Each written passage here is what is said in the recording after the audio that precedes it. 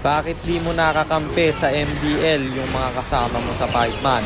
Ayaw ba nila o ayaw mo lang?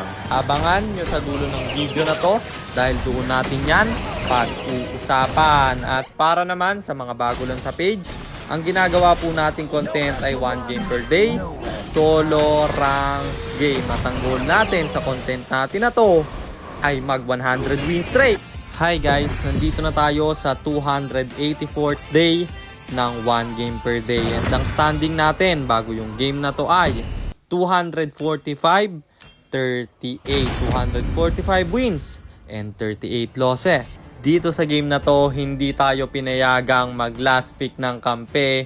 Bida-bida yung S5 pre. At ang naisip kong gamitin dito, Leo Mord. Kasi guys, dati nahihirapan akong counterin yung Karina. Wala akong maisip na hero na pwedeng i-counter sa kanya.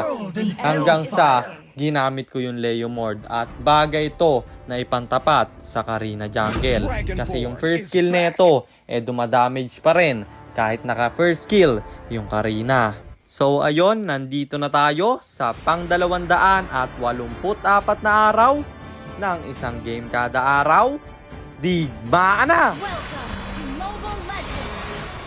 Ang rotation na ginawa ko dito ay blue first. Parang ikot natin papunta sa gold lane. At saktong-sakto, level 2 pa lang yung Hanabi. Pero hindi natin nahila. Kaya inaabangan ko na lang na lumalim siya. Cooldown na rin yung ages niya dito. Kaya pwede natin siyang bigyan.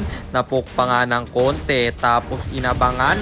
Hanabi tumapang pa rin. Tinamaan ang first kill ko. At nahit pa ng Layla. Kaya bumagsak siya. Tapos diretso tayo dito sa first turtle na ating sinisimulan. Missing yung retry holder nila.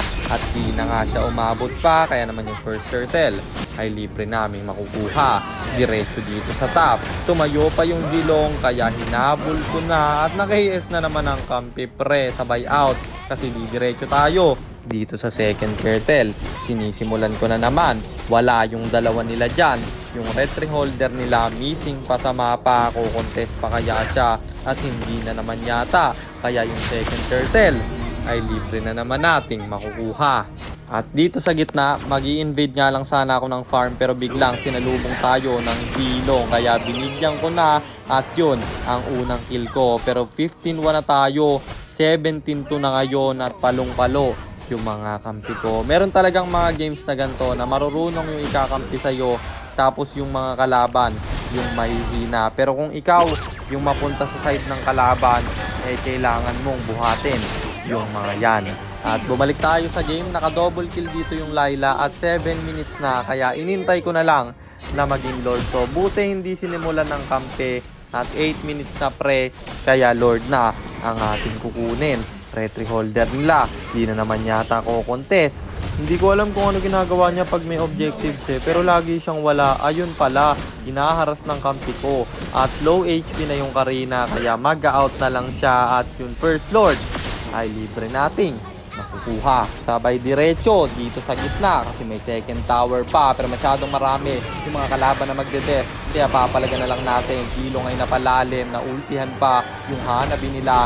Low HP yung Harit kaya pinasok ko na. Napalalim yung Karina kaya makaka-triple kill pa. Sabay tipi sa muka. Tsaka ako nag-farm na clear na yung Lord. Kaya yung gitna na lang ang ating babasagin. Pero Hanabi ang aking tinarget. Masyadong masakit yung Torre kaya nag-out na lang ako. At magpa-farm sana pero biglang lumabas yung Karina na level 9 pa lang. Ako level 15 na.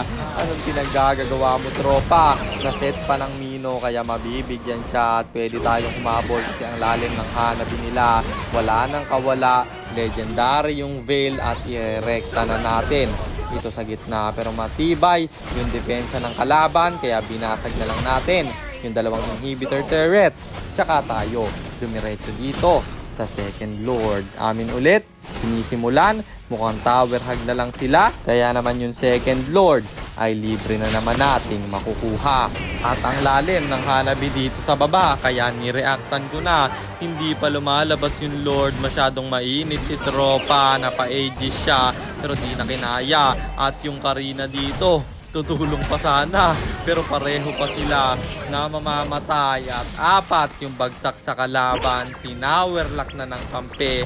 Kaya panalo ulit tayo pre. At ang standing na natin ay 246-38. 246 wins and 38 losses.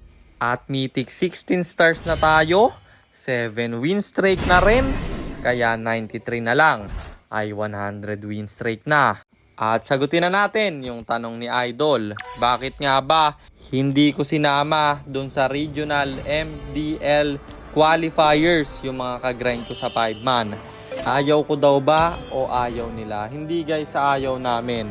Kasi yung MDL regional qualifiers, piling lugar lang yung mga sinali doon. At hindi naman kami magkakalugar nung mga kagrind ko sa 5-man. Kaya no choice ako, humanap ako ng mga players na tiga dito lang din.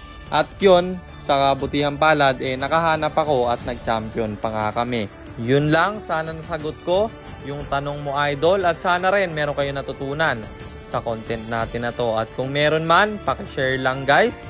Then after nyo i-share, mag-comment na rin kayo ng pa-shoutout para ma-shoutout po kayo sa mga next nating content. At i-comment nyo na rin ang inyong mga katanungan kasi baka malay mo sa next nating content, comment mo naman ang mapili ko. Kung nagustuhan mo naman yung item at emblem na gamit ko sa game na yon, eto yon. Tough Boots, Thunderbelt, War Axe, Sea Halberd, Malefic Roar, Winter Crown, and then Rose Gold Meteor. Pang buy and sell. Emblem natin Assassin, talent natin is Agility, Seasoned Hunter plus Quantum Charge, at syempre Retribution kasi jungle tayo doon. At para naman sa mga gustong magpapilot ng ML account, mag-PM ka lang, nagre-reply ako. At syempre, may bayad yon. Kahit hanggang anong rank, pwede mo ipapilot. Kahit anong hero, pwede mong ipaspam basta may additional payment pag magpapaspam kayo ng hero. At yun lang guys, sana nag-enjoy kayo sa content natin na to. At shoutout sa'yo Kenneth Alilin Kabahug, kay Vedmark, kay Jonard S. Montero, kay Justin Castillo Menduguarin, kay Shensuke Ushiyo, at kay Stevenson Kaliplip. Maraming salamat sa suporta nyo guys. Ingat kayo palagi. God bless. Paalam!